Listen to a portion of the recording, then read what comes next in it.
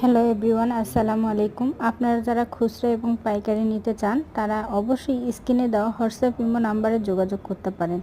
যে কোনো কালার, যে কোনো সাইজ কাস্টমাইজ করে দেওয়া যাবে। যেহেতু সামনে ঈদ আসতেছে সেহেতু আমাদের কাছে হিউজ পরিমাণে স্টক আছে।